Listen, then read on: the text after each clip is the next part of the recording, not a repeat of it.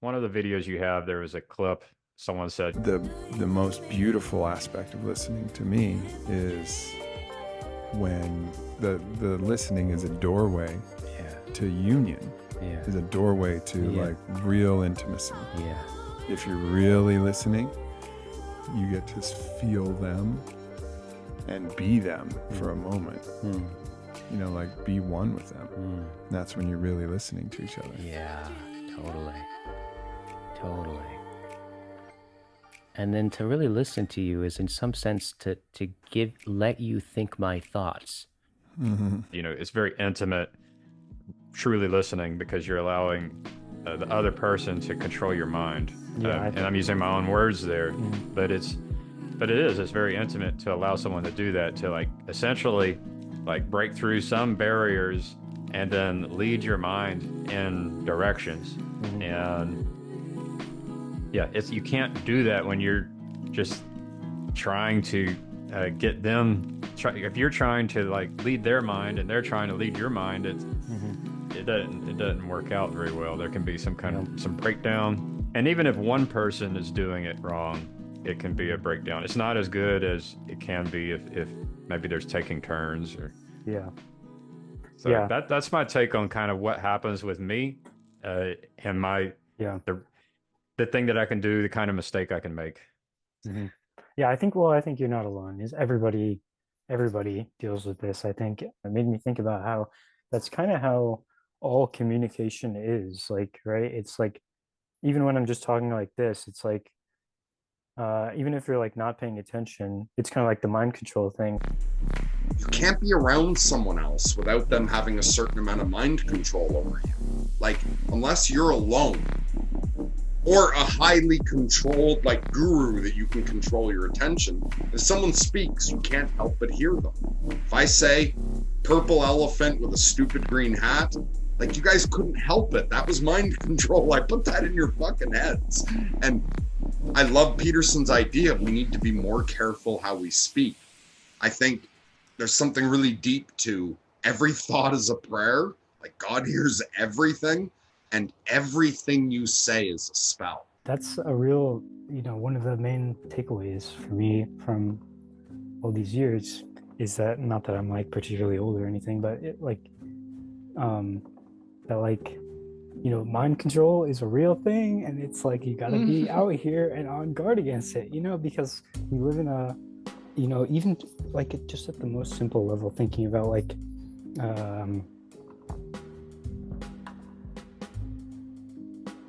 I don't know, just like the basic disposition that like it's not that we live in a meaningless universe. It's like this tone underlies everything that is said by people who believe that in some way, and it's like coming through their words.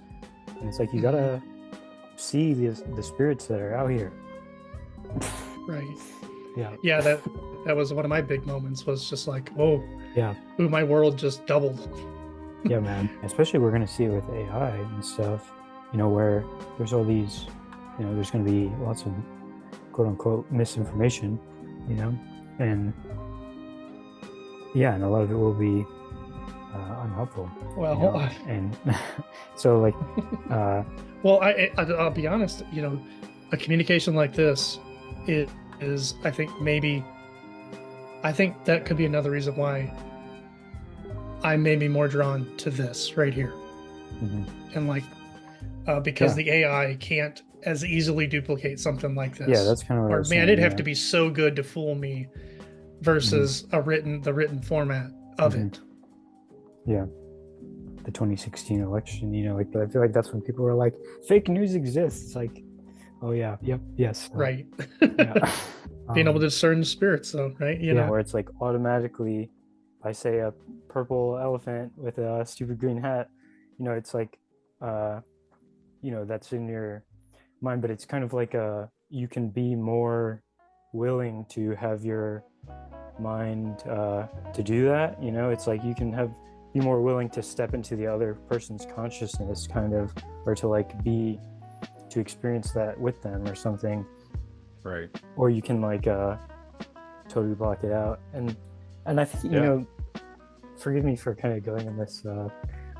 this ramble real quick. That's kind of what happened with me, is that when I first encountered like this phenomena of like agapic attention and like presence and real intimacy, true communion, whatever you want to call it, it was so powerful for me and so salient and attractive that and almost like it's a very, you kind of have to let go into it, right? And I was just so about that. I was like, I wanted to do that to the utmost, because I was also like curious and kind of in the mindset of an explorer. It's like, how deep does this go, you know? Because that's kind of where I first saw intimations of the divine, right?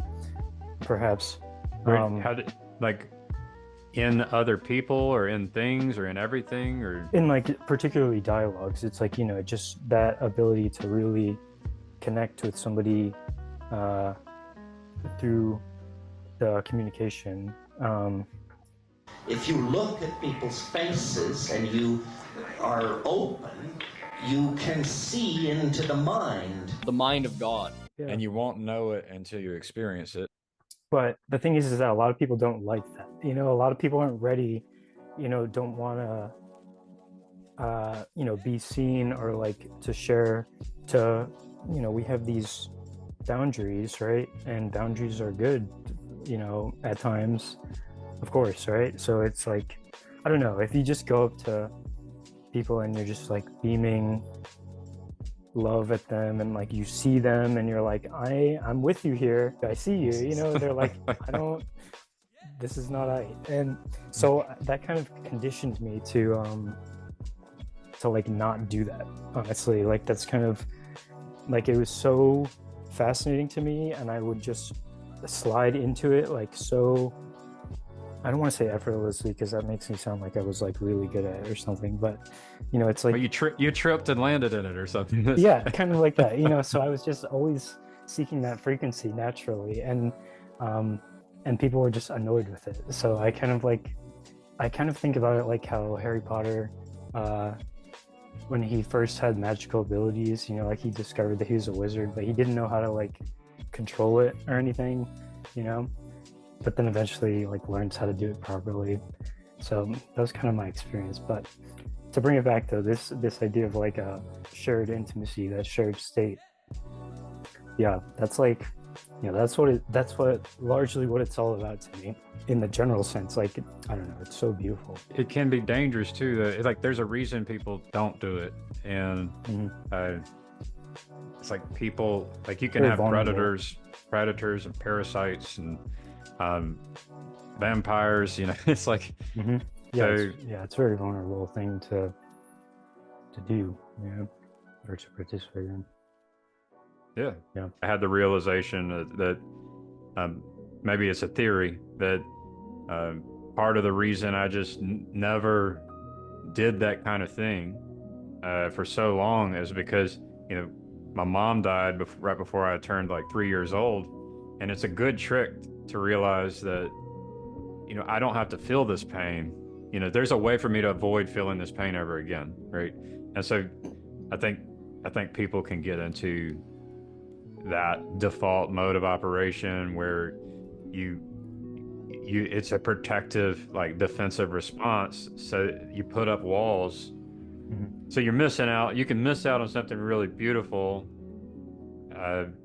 because you're afraid of you know what happens whenever you let go of the control. Yeah 100%. Yeah, I'm sure. I mean, I don't need to draw a comparison, but my original encounter with this phenomena was tied up with my friendship with my roommate at college, and in the process of this fiasco, we became alienated, and that was really hard for me because I really enjoyed our friendship and I valued it a lot. And so that was probably also something where, you know, to avoid that, I guess the reminder of that, you know, that lost connection, you know. Yeah, it's I know what you're saying there. There's probably a way to warm up. You've done some athletics, needing to warm up and prepare. Yeah. Like opening up to that intimacy. It's like there's definitely things you can do to prepare, you know, and you know, like I think meditation really helps with being available in this regard for people, with people, you know, and prayer, of course. I think there's lots of things. Well, you have the defense against the dark arts part too. That right? also, yeah, that's also very important, I think. Yeah. Because I was trying to warn you, I might be a wizard, I might be a dark magician. Are you sure you want to make yourself vulnerable? You know, or can I take your mind? Yeah. You know, I've particularly difficulty with doing it through the internet. Man, we might talk about something that I don't want shared, and then when you don't share it, it becomes an opportunity to say, well, you build trust. It's like I asked him not to share it and he didn't share it. Like I have a bunch of recordings with people that I've not shared, right? So it's, you really have to think about, do I really want to share that because I've made myself vulnerable, you know? I mean, I really like this kind of question of what can you do to, I think, you know, I'm running John Vervaeke and the whole circling dialogus thing I posted on my channel. Like, what can we do to be ready for that moment of where you kind of have to, or I don't know, you know, where you're kind of called to allow that intimacy.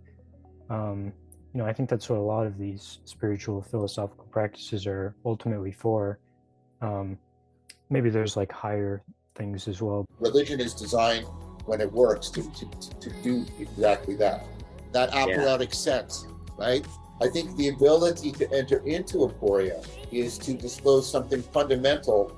People try to avoid the fact that there's being this question. They don't want the transparency of past leadership, to see the framework, right? See the vulnerability of the framework. They don't want to see. What is it that allows people, like what do people do when they're on that horizon that allows them to be in the question without being consumed by it? Paint the picture of what would be being consumed by the question. The bottom drops out. The realization that the ground is groundless. The tension between home and horror, right? That's the place of learned ignorance. Yeah, that's the practice. Maybe there's like higher things as well, but I don't know. I think a lot of that, me personally though, you know, honestly, I don't do as much as I should to prepare like for these types of things. Although, well, that's on one hand, but on the other hand, I'm kind of like crazy about it. It's kind of hard to balance it. But one thing that comes to mind is divination and such. I know that a lot of folk are very touchy when it comes to divination, but you know, like I find, like here's an example. This is the card. This is a reading that I did before this call started, right? So what I see is this card is about like focus and like you know, craftsmanship in the sense of like I don't know, I think about it the way that I read it, you know, because the whole thing with tarot cards is not just like there's an objective meaning or whatever, it's kind of also this reflective thing of how you perceive it. And what this made me think of is like focus. This is like sinfulness basically, in the sense of like vanity, looking for wealth, all that type of stuff. And then on the other side is like the idea of fighting and stuff, you know. So it's like those are the dangers, but you can avoid them by focusing. And I kind of was like thinking about this art as like, so what's the opposite of those? It would be like agape would prevent conflict, you know, and then humility, or you know, various virtues of that sort would defend against the 7 deadly sins. So it's like, that's one thing that I, you know, if I'm being totally transparent, is that I find that like tarot and the I Ching and stuff like that, that can be, you know, it's not quite fortune telling as a lot of people like to say, but you know, it's like I use it as a preparatory thing in a sense, you know. That's one thing that comes to mind. Yeah, beyond that though, I could probably do more to be available for these types of moments, you know. I was also indicating like I'm thinking about you and your roommate, and it's like I don't know, I've made the mistake of just basically coming on hard to people. You know, I've done that so much where when I release my full self on the people, it scares them, it intimidates them. So there's a way of warming up, and for me and Chad, the way we warmed up was very slow. It's like, what I've done is I've taken on the attitude of when I'm invited, I like to practice accepting an invitation. If someone's playing a game and they offer to play a game, I like to raise my hand up and say, I'll play. Have the vision in my mind of the crazy guy out on the field dancing, and then the first follower comes up and starts dancing with him, and then before you know it, you've got a whole dance mob dancing. Video, And so I know there's a potential for there to be a crazy guy, and I think there's a TED Talk about it. There's a potential for a crazy guy to be dancing by himself, and so I like trying to have the courage to be the one who comes up and dances with the crazy guy, such that it can grow. My point, I've still got to get back to the point. The point is that, and I was going to make it in reference to Chad, like Chad, he invited people to be a pen pal, right? So, and that's vulnerable. It's like, now this stranger on the internet knows my address, you know what I mean? So, slowly but surely there's this growing relationship where you earn trust. But you could compare that with, I hop into the Bridges of Meaning Discord and start telling them how they should run their Discord server, right? And now I'm not there anymore, right? It's like, if I come on with full Gavin, people get scared by it. People get scared well, when you come on I full think screen. part of that is also just like practice, I don't know, that's kind of what I was saying before about how I tend to sometimes avoid that, because I feel like I can just, once the latch is opened, it's just all, total attention or whatever. But it's like, if we're using the magic example of Harry Potter, it's like, learning not to just wave the wand, but I don't know if I like this analogy, but Wingardium Leviosa. I'm just thinking I think we can learn to do that, but I don't think it's a you thing. I don't think it's about your true self being a problem or anything like that. I think it's more so just about circumstantial type things, whether that be your practice with it or a particular conversation or something.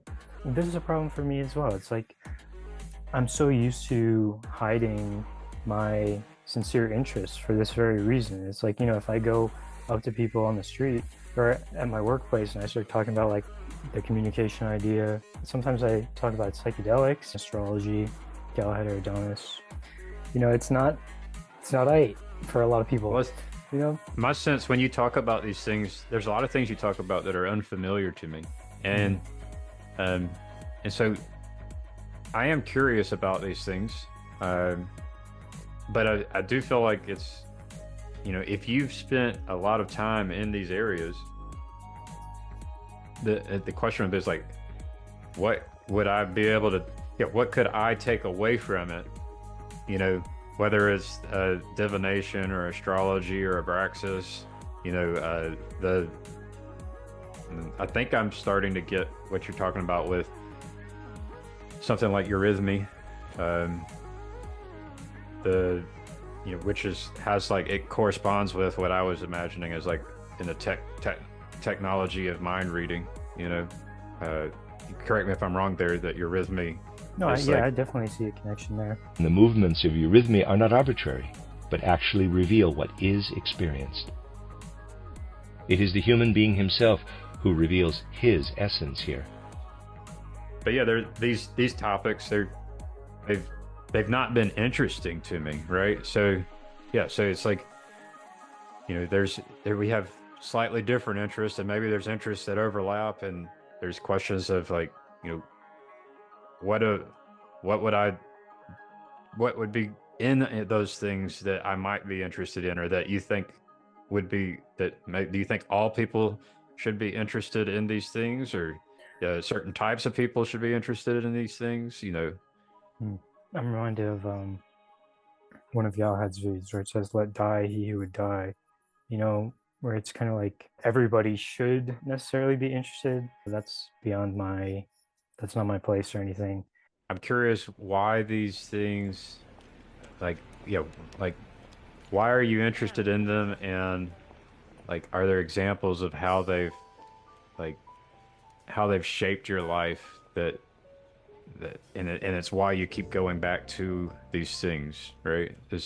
I'm wondering, like, I'm pragmatic. It's like, is there something that they sound like tools or tools or technologies or processes or a map, or, you know, I'm like, what makes you go back to the tool to say that, you know? So you showed me the cards, and it's like, I can kind of feel the like, I feel like I'm doing something similar when I listen to a YouTube video. It's like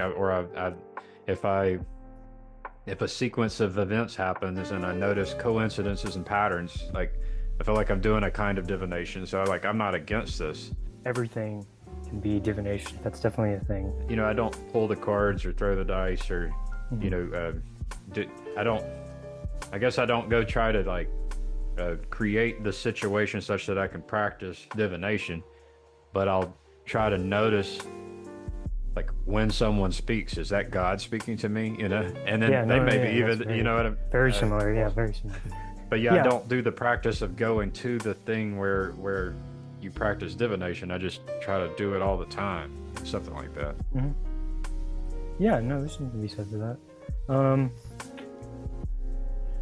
One thing that I don't know if I just left it out or I just kind of, it was so kind of like goes without saying type of thing, but also Christianity, you know, this is another thing that I'm, like, particularly interested in, or, you know, the whole story of Christ and stuff, and, like, that's another thing that I'll sometimes rant about to people.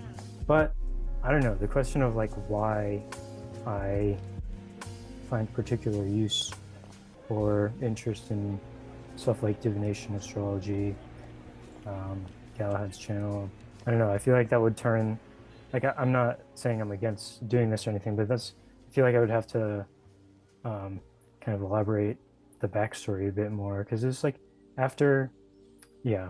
and I don't want to do that unless you're, like, curious to hear about it, because I could, you know, try and sum it up briefly, but I could also talk about, like, what kind of led me to the situation that I am in now for, like, could do, like, multi-part 3-hour videos, conversations about that, you know. That's kind of been a fantasy of mine. It is like Karen Wong, like, interviewing me for, like, 3 hours, 5 episodes or something. Yeah. The gist is kind of like that after this experience of encountering that phenomena that we just discussed at the beginning, it was also like that phenomenology, that switch into, like, a more phenomenological way of encountering the world. Like, I don't know, it's like the right brain was flipped back on or something. It was kind of like I was in a wave of, like, or I was in an ocean of patterns, and there were swells and troughs, and it was all, didn't make any sense to me. And then I noticed a couple times, I was like, oh, there's a full moon tonight, on this particular night, that, like, things are particularly wild or something. And eventually I was like, I got interested in astrology, and I began to notice that, like, all these I guess you could say worldly events, like, coincide surprisingly well with celestial events. And that was kind of helpful in the sense where I was like, oh, there is kind of a logos to this swirling, buzzing, patterned flow of events. Like, it's not just a random, I don't know. And I don't know, I think if we think at the basic level of, like, the seasons, the 4 seasons, you know, it's like if you go outside and you're prepped for summer and you have, like, beach shorts on, you know, but then it's like the middle of winter. It's like you're not in harmony with the times, and that's just, I don't know.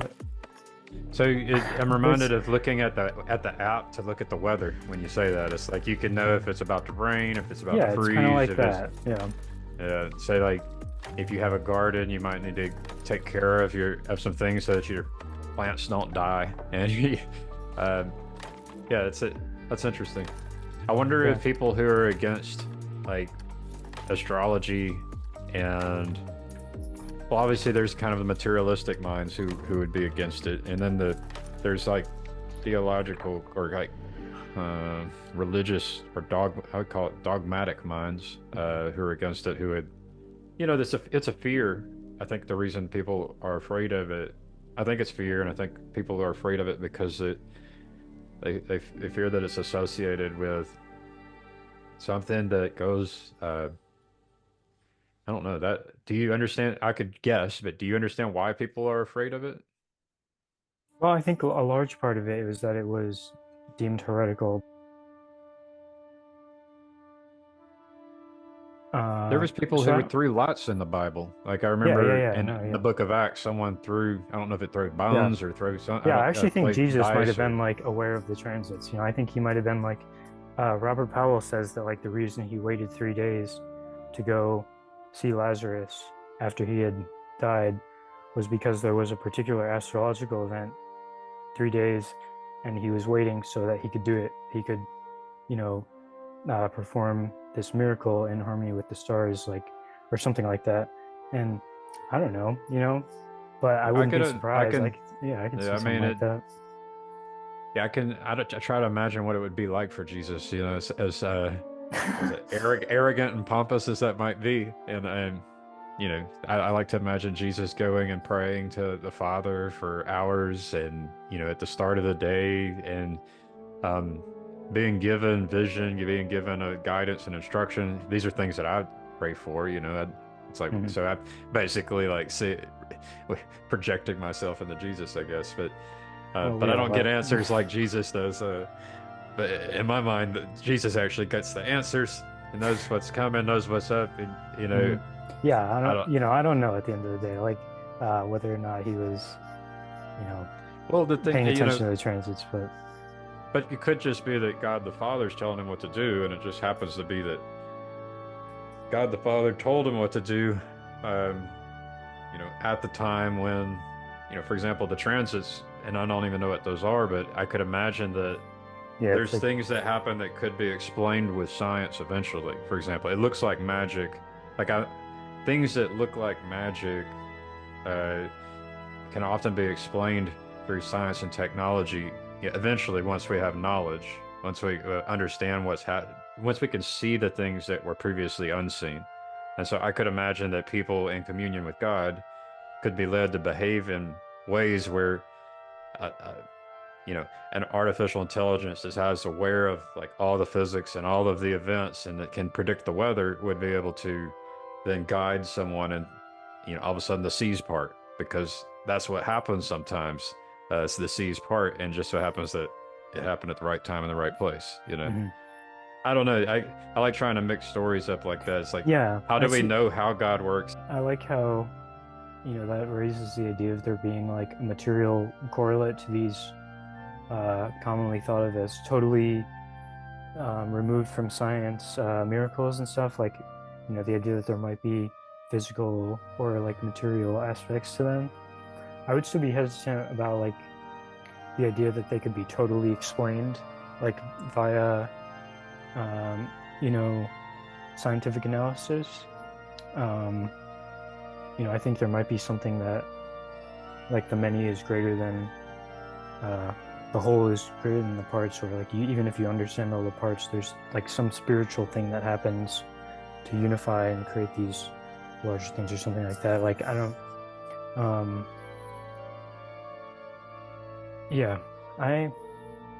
know, there's like so many things up in the air now. I've read about necromancy, and I remember I've read, you know, in the Old Testament there's necromancy, and then there's do not suffer a witch to live.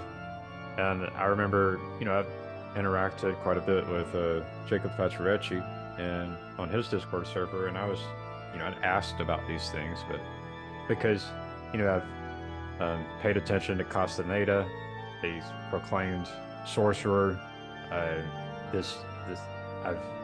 had experiences, without any mind-altering substances. And it's so yeah. He's like, it's definitely some questions in there, and there's people in the Bible who, well, I'm not super knowledgeable about it, but I can speak from my experience. It's like, after my mom died, I was told that by my aunt, her sister, that she felt a presence, and she went into the bedroom with me and my brother, and then I was awake, and I had told her that I had seen my mom, and then I described my mom, and I described her to have had a swollen neck, which would map up against like how she died, not without her seatbelt on, breaking her neck on the top of a T-top in the car. And so it's like, I was able to somehow see things that were connected to, the past or the future. And so like, is that necromancy? If all of a sudden I'm like, I didn't actually go try to seek out dead people or seek out anything like that in order to gain in knowledge or power, but I was visited, or I was told that I need to take care of my brother. There's I'm told I definitely things think by stuff dead like people sometimes. Yeah. So it's like, what is that? I didn't ask for that. It happened. Is it necromancy? Am I doomed? They're kind of like labels at the end of the day. I definitely think stuff like that happens, and I don't think it's inherently good or bad necessarily. It kind of depends on what it is and the how it happens. That'd be a good question with these things you're interested in. It's like, what's the wrong way to do it? If these are tools, and tools they can be used by people who have good intentions, and people have bad intentions.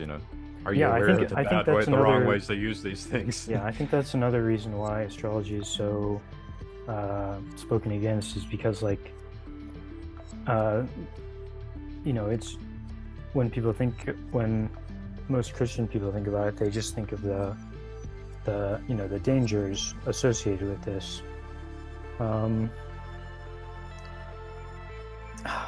What are the dangers?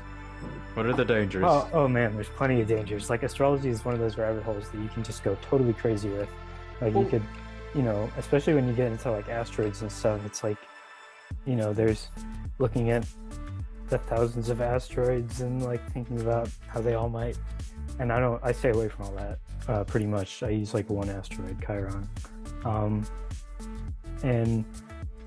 but oh my gosh, there's so many dangers. It can go horribly. With all of these things, how about we try to point out the dangers? Like, you scare people away from the thing that you find. Well, I feel like everyone's already scared away from astrology. I'm trying to point out how it can be a good thing, and it's like everyone. That's difficult.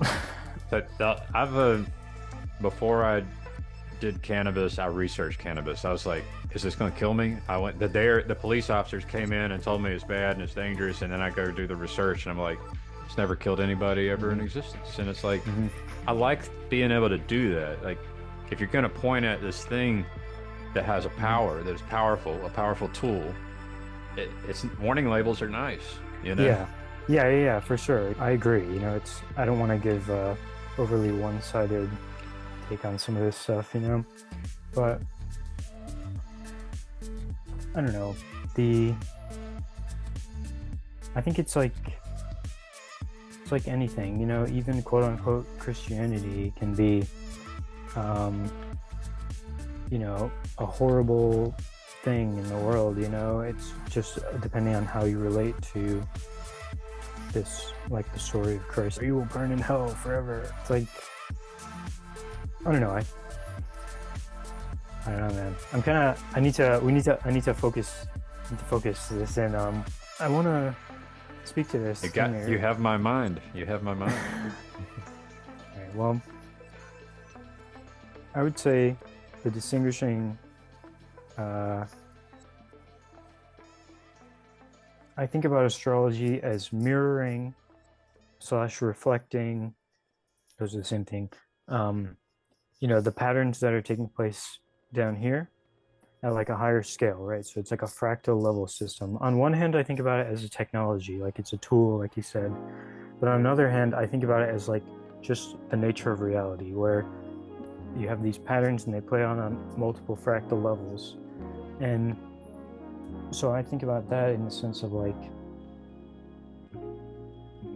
we want to harmonize with, I think about God's will as like the natural flow of events.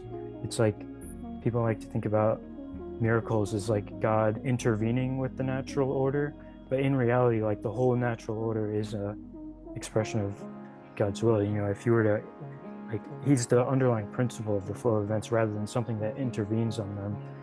And so if like the natural way that things happen is like the pattern of reality type of thing, as Peugeot talks about, it's like there are these patterns.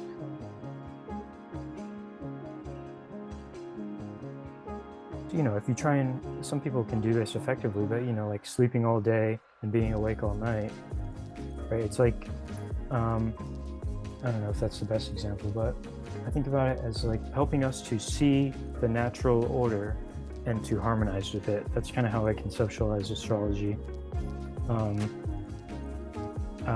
Like it can be used where you're like trying to predict when the best time to take stock trades is, and stuff like that. But I don't think that's like, that's most people when they go to divination, that's what they want. It's like, how do I get this person to fall in love with me? How do I get a lot of money or something? And it's like, I don't think that that's appropriate. I think that, I think about it more so as like a window into the flow. It reminds me of like a practice. Yeah. So Chad's into practices, and I've been adopting new practices, and but yeah, I like what you're saying about, there's something about the intent. So you can have a practice, but the intent behind the practice, the aim, your focus, matters. Like so I like the comparison that you could use it to try, for example, and be a millionaire or a billionaire.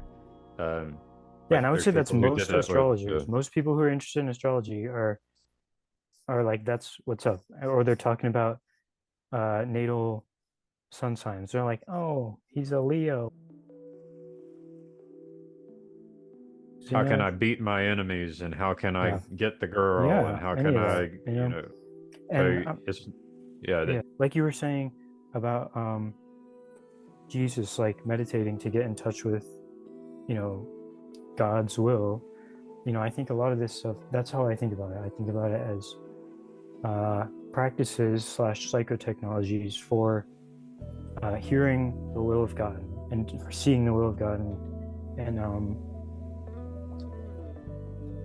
I remember when I was first in all that chaotic times, there would be times where like I felt so in tune with things and the flow of things, and it would be like the wind would like speak to me almost, where just the timing of the swells and stuff, it's like I was perfectly hearing, or there would be times where like the sun would come out at a particular time, and like it's so hard to describe these types of things, but I don't know. I think that there's always, reality is always trying to tell you what you need to hear, and it's just a matter of how open you are, like how available you are to hear that.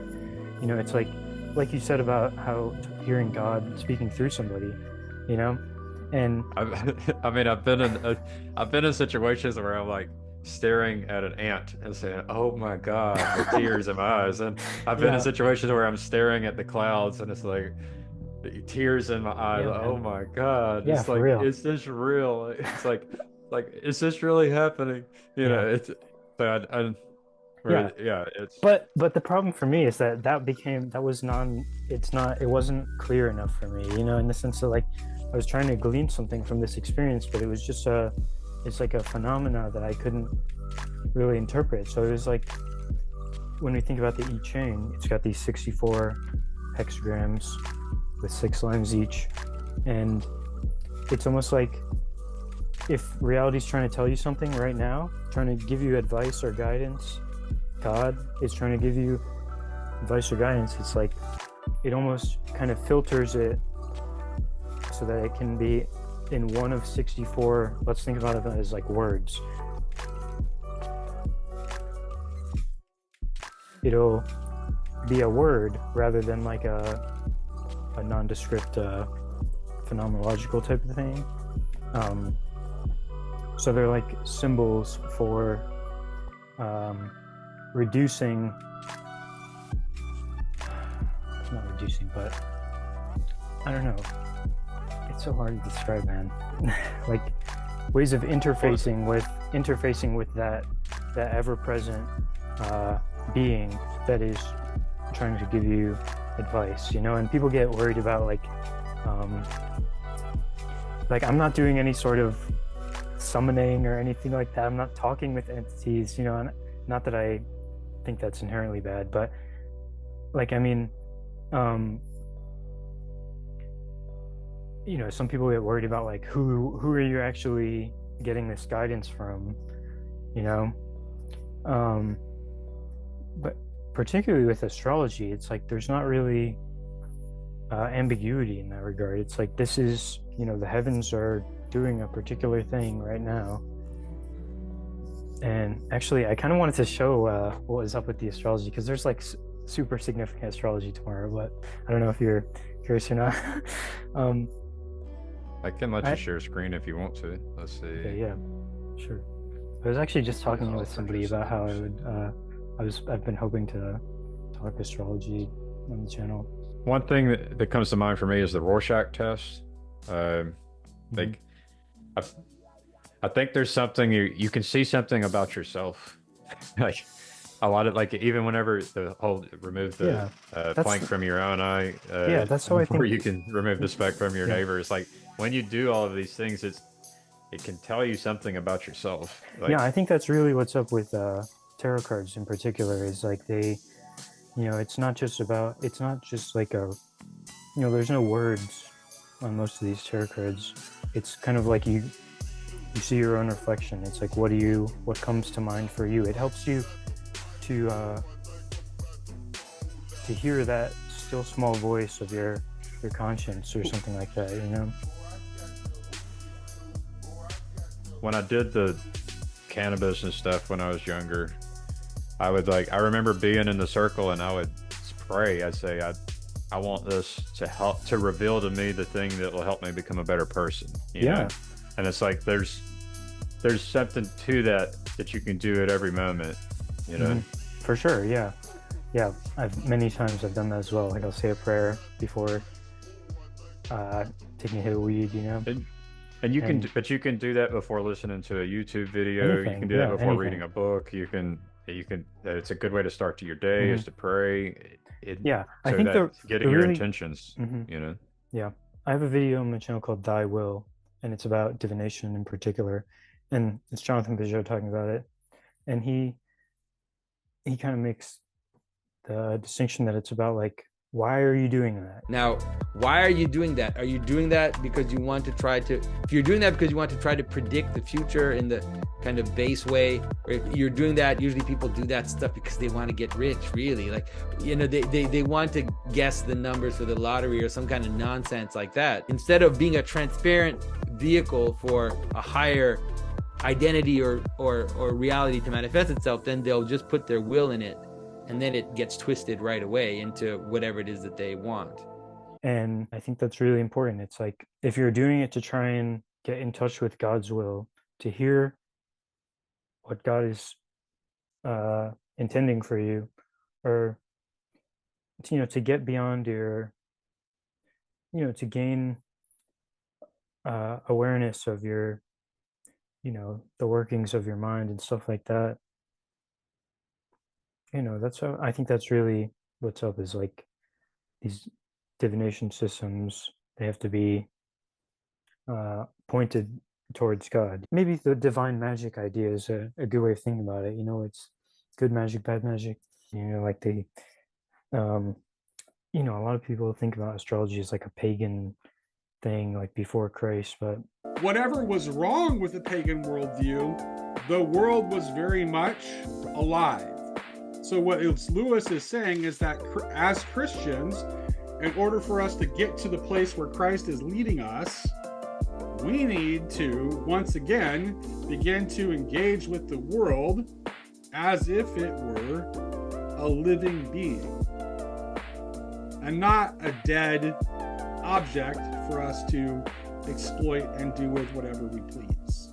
I'm pretty sure Peugeot made the case that it's like, astrology is okay because Christ is here to... It's Christ that enables, it's Christ's victory that enables this. Where everything points towards man. And when we look above, what we see are the regular patterns. Those regular patterns, the transformation of the different amount of light that goes through the year, the waxing and waning of the moon, and also the precession of the heavenly bodies in the sky are regular. That is, they change. We can calculate them, we can map them, we can know when these things changes, and we can predict when they're going to happen very, very precisely. More precisely than most of the patterns that you kind of see down here below. It's like a clock. It's like this giant clock by which now our lives and our days are managed by this clock. So the way that the light moves in the sky actually manages your day, right? It tells you when you're awake, it tells you when you're sleeping, it tells you what you can do, and it also is related to the season. So when certain things above are happening, it's cold, it's warm, it's time to plant, it's time to do the different things you do. Now, of course, today, because we live in a world of technology, we're a little abstracted from these patterns, but you have to understand that in the ancient world, the people lived by these patterns, the heavenly patterns. You could say it related to the idea of the heavenly spheres. If you think of the Pythagorean description, when it says that the spheres of heaven are making music, the spheres of heaven are making this music that only the initiated, only the very wise can hear. Now, we tend to think of it in a very materialistic way, but music just means patterns, right? That is, that the spheres of heaven have patterns, regular patterns, which are related to our lives and are related to how we organize our life. Maybe think of it that way, that the heavenly patterns are related to the way we organize our lives, to the way we give meaning and structure and direction to our lives down here below. Now, this, of course, is the way in which the ancient people would interact with these heavenly bodies. Now, of course, in the idea that we present here, and that also is presented in the Lord of Spirits, is that at some point people started to worship these heavenly patterns. They started to see them as absolute. Now, there are many heavenly patterns, and of course there are the heavenly bodies above, but there are also heavenly patterns in the sense that there are patterns of being. So there are certain patterns that manage, let's say, war. There are certain patterns that manage certain cities. There are certain patterns that manage different aspects of reality, love, desire, and all the natural patterns. And so people started to see them and started to worship them. And this is what we could call the fall of the angels or the fall of the gods. No matter where you see it happening in the story, there's a sense in which at some point these patterns started to ask worship for themselves. And this coincides, of course, when people started to give worship to those patterns. You can always see it bottom up or top down. It doesn't matter how you represent it. It's the same, really. And so it's what Christianity does and what Christ does is he reorganizes this into the right pattern, the right order, where it is that those that worship the stars are now taught by those very by a star, to worship you, the Son of Righteousness, that is the brightest light in the heaven, the light of heaven, which is the one by which we manage all our existence, the King of Heaven, you could say. And so you can see this right in the Old Testament, where the Son is placed as the King of Heaven. And now it's not just the sun, the physical sun, but it's the Son of Righteousness. That is, the heavenly patterns are connected to meaning, just like they were at the beginning when it says Your nativity has shown the world the light of wisdom. Now it's the light of righteousness. So it's connecting these heavenly bodies with the human experience, or the human place of meaning and of morality and of human interaction. They reordered the heavenly patterns that you see above towards the higher meanings, which are the moral meanings, which are the meanings of our existence, the meaning of how we exist together and how we exist facing this highest meaning. The shepherds, they see in the heavens the patterns of heaven. That's what they have an experience of the patterns of heaven, which is the experience of the angels singing. What the Magi experience, the pattern of heaven pointing them towards the incarnation, and what the shepherds experience, that is the heavenly spheres singing for them, the heavenly beings singing for them. Those two things are the same in terms of what they are helping you understand of what is going on in the incarnation. And this is, of course, what Christianity does. This is, of course, the true transformation which happens in Christianity, which is that Christianity doesn't deny the existence of the intermediary beings, doesn't deny the patterns above, doesn't deny the existence of principalities and thrones and all of these beings that are in between us and God, but rather it conquers them in a powerful way, or it transforms them in a way that makes them not only these things which are competing with God and are trying to get our worship, like our passions, like all the different interests that we have, but is able to reorder them so that now these principalities, now these angels that are between us and God, whether it be your different capacity to pay attention to different things, whether it be the saints, whether it be you're the king, or all these principalities that are in between us and God, they're able to reorient them so that they show us the higher pattern. They don't feel that this would be safe if Aslan weren't there with them, right? But with Aslan there, all of a sudden, it's okay to be a part of this Bacchanal. Where everything points towards, I'm so not the best with communicating these things. It's like they make so much intuitive, non-propositional, pre-rational sense to me, and then when I try and put them into words, it all just falls apart. That's really my struggle, is that all this stuff is like pre-rational. That's the other thing about this. I'm gonna quick tangent. This whole nonverbal communication thing is like, that's why I think another thing is very important about it is that it's pre-rational. It's like this hits us at our, I don't know if you want to say like our animal being, or like our pre-literate mind, where I don't like the shadows on my face here. It looks weird. It hits before the mind, It's like that communication is like more fundamental than the words that we say or something like that. And I do conceptualize it as words as well. It's like doing this as a word. Did I kind of answer your question? Was like, how can I, how do I conceptualize these things as useful or not useful, and like how can they be good or not good? Well, I liked your when you compared it to like paying attention to the weather. It's like like if you get very fundamental, there's the relationship between the sun and the earth, and the tilt of the earth, which is doing something to the weather, and being aware of the weather could help save your life during the winter, for example. It's very similar to that, I think. You can start there.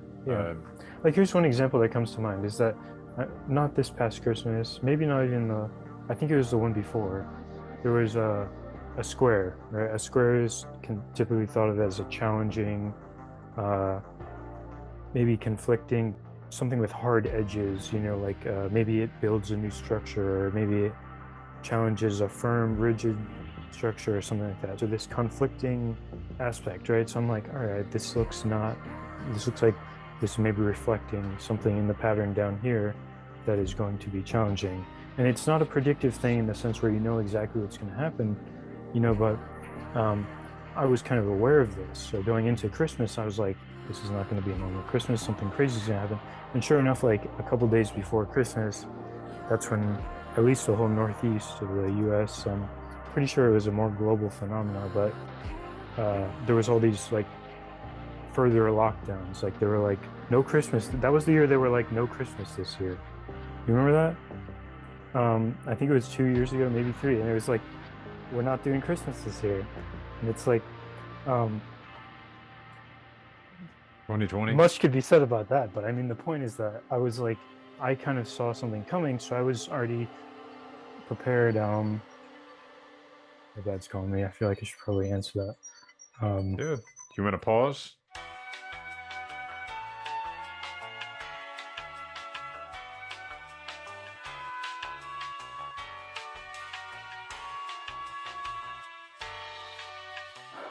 Yeah. It struck me, a couple things struck me while I was on the way. One, I don't know, I feel I really have to avoid, I have to remind myself of humility here. It's because I don't think I have it all figured out when it comes to this stuff. I still have questions with regard to astrology and stuff like that. I like this idea of the weather because it seems like the accepted astrology. It's like the accepted form of astrology. Yeah, I like it too. I don't know if it's a perfect map, but I think it's a good, like at least a good entry point for like conceptualizing.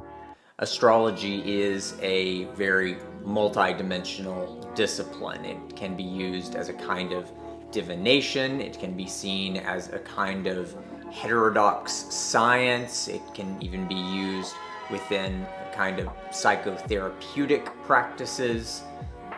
And astrology can also be used as a kind of historical cipher in a way, what is often called mundane astrology. I'm thinking about people who study theology.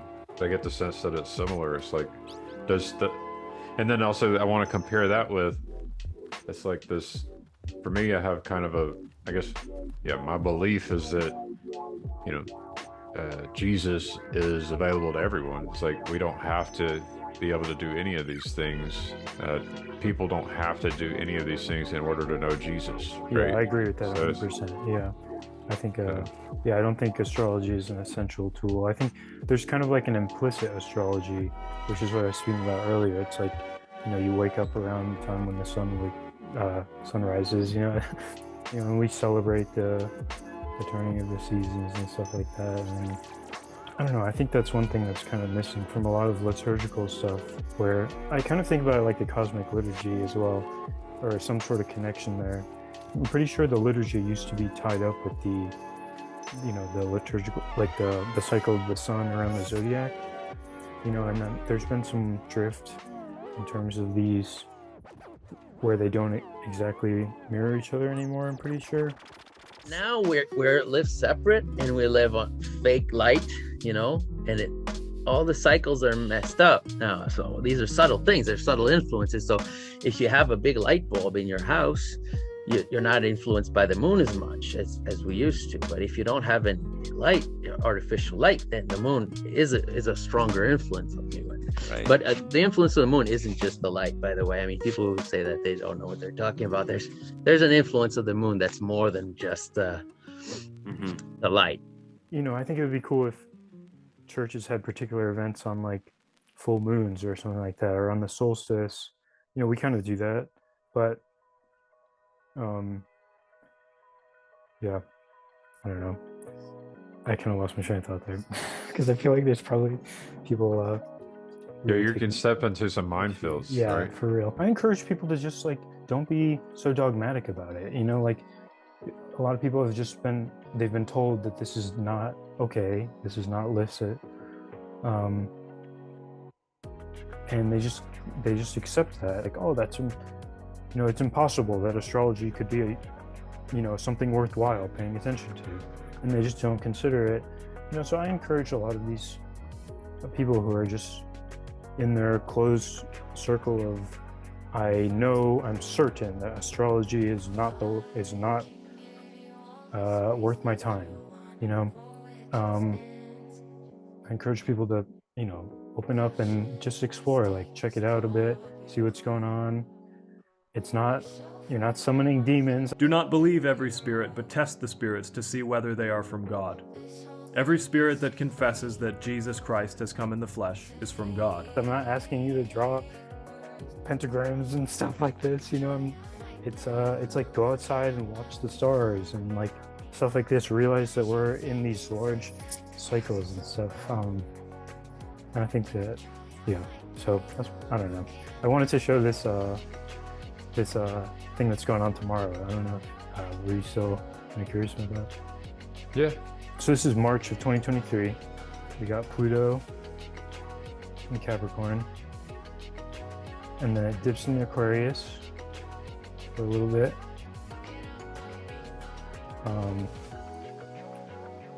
And then there's this thing called retrogrades where, like the planets will go back into a previous sign a little bit. So you'll see that a little bit later it turns retrograde right here, right there, and then eventually it moves back into Capricorn, and it stays there the whole year, pretty much. And then the sun comes around, and this is getting into right now. So this is December. This is Christmas. This Christmas that we just had. This is January 1st. And you'll see right here.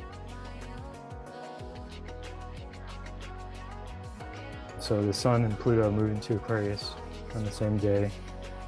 And if you notice, a little while before that, you had some stuff in the middle, or this big square right at the opposition. So yeah. Pluto takes about 248 years to complete its revolution through our solar system, through the zodiac, and that means that about once every 248 years, Pluto spends a little over a couple of decades in the sign of Aquarius. So it might be a gradual thing, when you have something moving into a new sign, it can be very, on that day you'll see something happen, but it also could be a more gradual thing. But Pluto is associated with like death and rebirth, transformation, transmutation, alchemy, and like trauma, healing trauma, like the phoenix, you got that symbolism, like the underworld, there's also that kind of symbolism, power structures, power struggles, and Aquarius, I'm gonna butcher it if I try and describe it. If we look at the history of Pluto in Aquarius, what we find are a lot of themes that seem to recur during these time periods, about every 2.5 centuries. So I want to begin by talking about the most recent time period in which Pluto was in Aquarius, and that is the time period from 1777 to 1798. This period is very significant because it's during this time period, I think, that we see the birth of all of the major features which we now associate with modernity. All of the major cultural and technological, political, philosophical threads that we associate with modernity today came into play. The low-resolution cartoons that we have collectively embraced, that we might call modernity, and this common sense epistemology of the interactions between the billiard balls. And that world obviously has been breaking down for a while now. It was in 1781, during this Pluto and Aquarius period, that the planet Uranus was originally discovered. So the first outer planet, the first trans-Saturnian planet. The year 1781 also gave us the initial publication of Immanuel Kant's Critique of Pure Reason, which is probably the most significant work of modern philosophy, at least since Descartes' Meditations. This time period also saw the American and the French Revolutionary War period. This was a period in which the novel late modernist ideas of democracy and liberalism, secularism, and Enlightenment rationalism came to become world-shaping, history-shaping forces as they came to clash with the traditional institutions which had lingered from the medieval period. Then if we look back at the various Pluto-Aquarius periods which have occurred throughout human history, what we tend to see are periods of immense cultural, religious, philosophical, and technological development. If we look at the second most recent Pluto-Aquarius period, that of 1532 to 1553, we see exactly that. The printing press was developed, it was originally invented just prior to the beginning of this Pluto and Aquarius period during the mid-16th century, and yet it was during the Pluto and Aquarius period that the printing press really came to be used on a mass scale. The printing press really came to be a kind of world historical, history-shaping force during that time. Copernicus. Now, if we look back to last year, specifically to the period between March and June of 2023, we see that there was a period in which Pluto briefly ingressed into Aquarius for those few months before retrograding back into Capricorn, and some very interesting things happened during that time period. Remember how it dipped into Aquarius a little bit and then went back? When it was in there in Aquarius for a little bit, I think it was like a month or so, I don't remember exactly, but maybe 2. That's when the whole AI thing started to blow up. Like, that's when GPT came out, I'm pretty sure. During that time period, we had the release of ChatGPT-4, we had the release of Midjourney 5, and it was during that time period that we also had the open letter published called Pause Giant AI Experiments, which was signed by 58 top scientists and tech leaders and public officials, people like Elon Musk. And that's when you had the hearings about aliens and stuff like that, and like the weather balloon from China. Everyone's like, is it aliens? So looking at that, I think that we can see that period of March to June of 2023 as perhaps a foreshadowing of the big characterizing trends which we will see come to play out through this next Pluto and Aquarius cycle. So yeah, that's tomorrow. I think about it as transforming. It's coming in, it's going to transform things.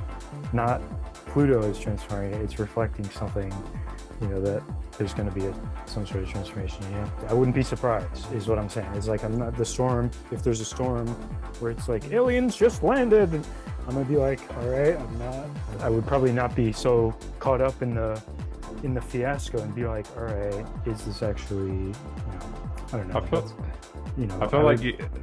I feel like this is fun for you. Like, it's very fun, yeah. Yeah. But in my own time, it's more so like I do conceptualize it more so as a practice. Like, I don't just do it for fun. Yeah, but there's definitely fun in there. You know, I think what maybe you're seeing is the fact that it re-enchants the world, like very much so for me. That's another thing is like, you know, it can really, it's just a consistent mind blower. Astrology, for me at least, is like, you know, or divination, all this stuff, where the amount of times where it'll just be perfectly to a T, it's just like, wow, the world is a marvelous, mystical, magical place, you know? And so that's probably why I grin a lot, because that's cool to see for me, you know? Yeah. So yeah, that's going on tomorrow. Perhaps we'll see what happens. Yeah, the closest thing in my life is essentially just prayer. That's the closest thing. Yeah, it's prayer and fellowship. I put fellowship up there too. Like, it gets when you have 2 or more people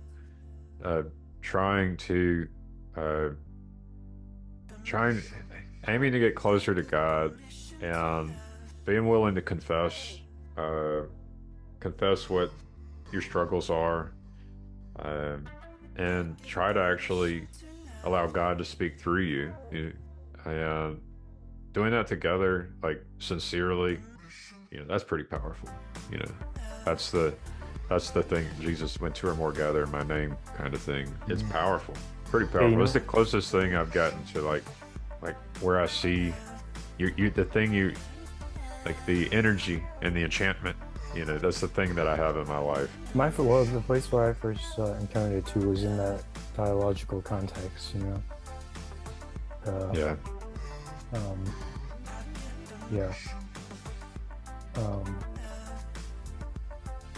That's the community thing, like where people, I feel like in a modern world we've lost that.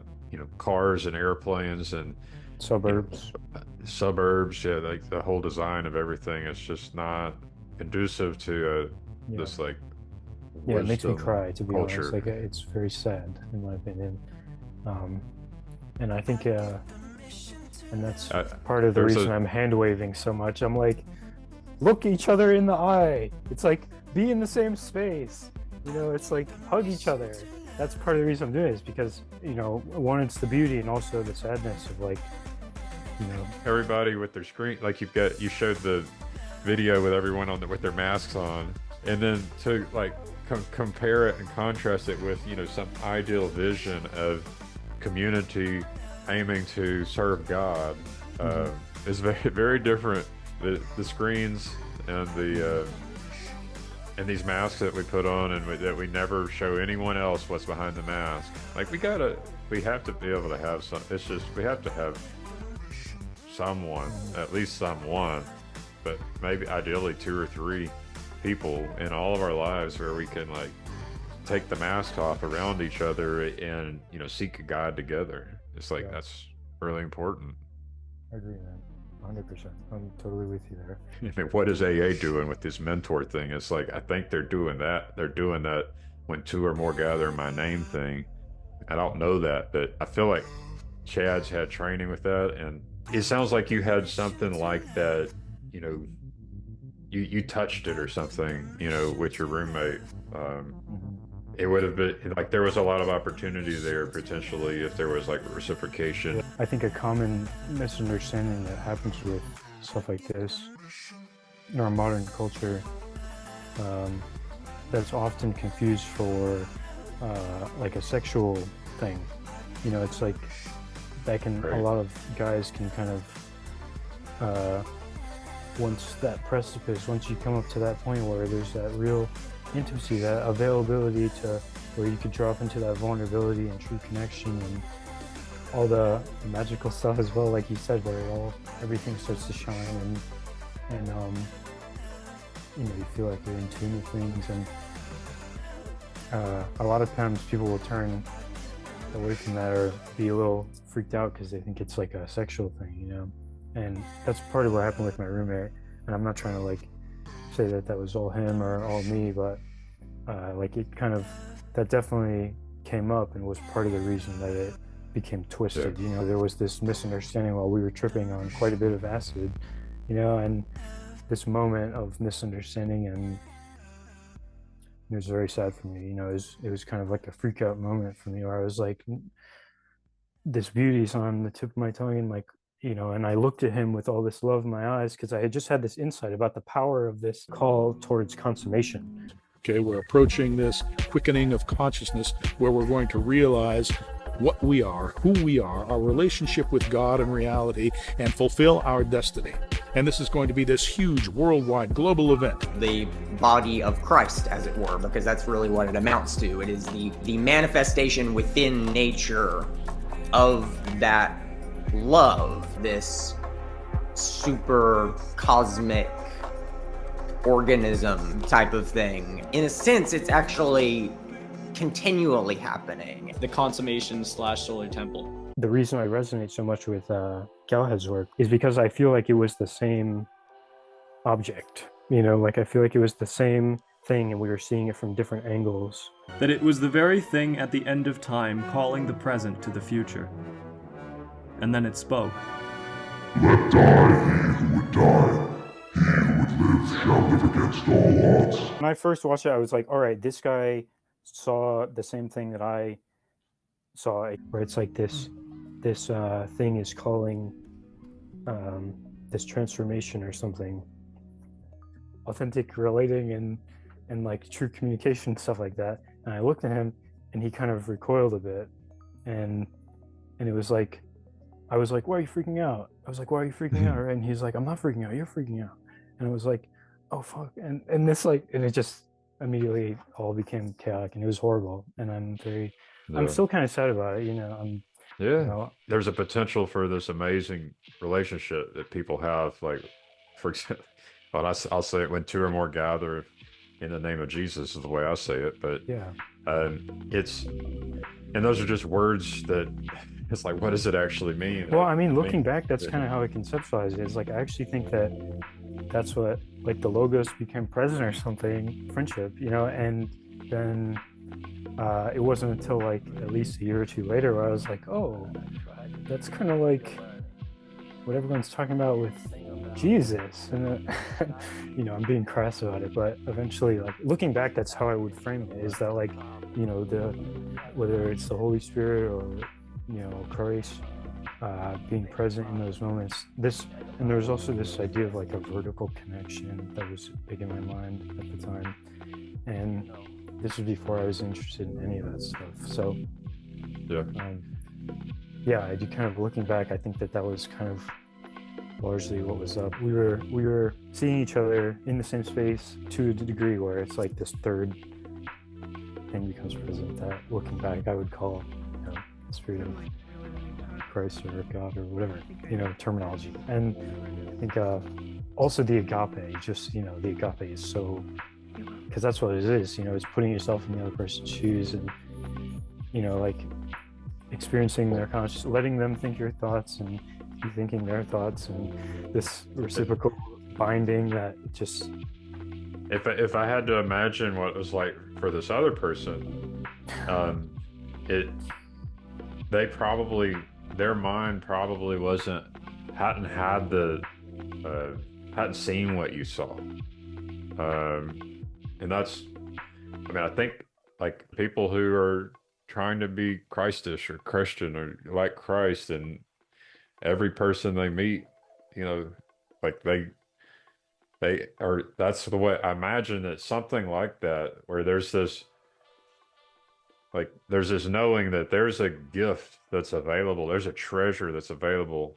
And so it's sad whenever there's a sense of loss there at what could have been, you know, with your 100%, man. Have you thought about going to a church and seeing if there's, you know, if there's an opportunity for fellowship, like in a church, to see, I go to church occasionally. A lot of times when I go to church, I just cry like the whole time. There's so much that could be said about this, but I am not opposed to church. I would like this to be clear. You know, I think keep going to church, folks, but it's like, just make sure that you're not being bewitched by... What do you think about the idea of the artist and his art? Like, how do you measure success in any of this? Like, the thing that got me kind of started like to submit, to bend the knee to Jesus, was the testimonies of people who were just like these nasty humans who you know, all of a sudden came to know Jesus and know love and peace in their heart. And it's just like, you know, some of these testimonies, they seem so real, and I'm just like, I know what they're talking about. Like, I believe them. And, you know, some of them aren't as deep or authentic. Maybe they're just like, but it seems like there's some people who just, they hated God, they hated the world, they hated everyone. And like, this one lady wanted to be the ruler of hell. Like she was ready to just dish it out to everyone. You know, it's like, and then you get to see where she's at, and she tells her stories, and then you get to like notice like she now knows the peace, you know, the love of God in her heart. And so like that's what really got me to just be like, you know, I can't do that. I don't know how you do that. Like, I don't know how you transform someone's heart like that. It's like, that's a miracle. And so then that's when I was like, you know, I'll practice making Jesus my king, because he's the one who would go after this sorry piece of shit, you know, that's in a jail cell, and rightfully so. It deserves to be there 20 years, and all of a sudden starts working miracles, so they get out within, you know, a quarter of the time, and they're just doing good work, and they're, you know, it's like, yeah, that's like, how do you measure success? Like, that's what came to mind is, you know, man, bringing a lost sheep into the kingdom, that would be amazing. Like saving one lost sheep, just trying to listen to God and Jesus and the Holy Spirit such that you could like be the one who helps bring in a lost sheep, and to let them know God and know that peace and that love, and to go from that place of misery, that dark place. Like, I think that's what, like, the Christians, that's why they evangelize. That's why they do what they do. I say they, it's like, I'm kind of doing it. Like, I'm sneaking in a little Jesus here, you know. Jesus smuggling, as they say. Yeah. Yeah. I can't help it. Man. It's like, yeah. Well, that's what's up. Yeah, man. I'm fully with that. So subscriber counts, like even my church that I go to, they love to count baptisms. 1,000 baptisms on Christmas. And it's like, the church has grown by thousands in the last year. But ultimately, it's like, how many people came to know that love, that peace, to know God, to know Jesus, you know? This little corner church, this TLC church, we have a building. It's in Thunder Bay, and we all have heretical conversations. I agree with you. I think that was very well said, and also moving and wonderful, and I am happy about it. That's what Chet said, is that he was curious about. It's like, that's what he wants to talk about in the randos. You know, what are those moments that, like, how do people change their mind, and how did people, what was the metanoia event? That's something I haven't really gotten into on, like, we haven't talked about that. Like, for me, I think I mentioned briefly last time that it was like the realizing that Christ is on the cross, like, largely because he loves people, because that's how I felt. It's like I was trying to share this, you know, share that love, and there was lots of like, we don't like this. I wasn't crucified or anything of the sort, but that's something where I could really see in Jesus. Like, I was like, oh wow, I know that feeling of like being persecuted for trying to share love and beauty, you know. It's like, so that was a big thing for me.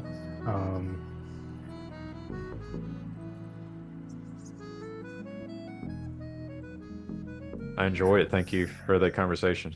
You too, man. I've enjoyed this, and yeah, thank you for your reflections in terms of you know, the things that I've mentioned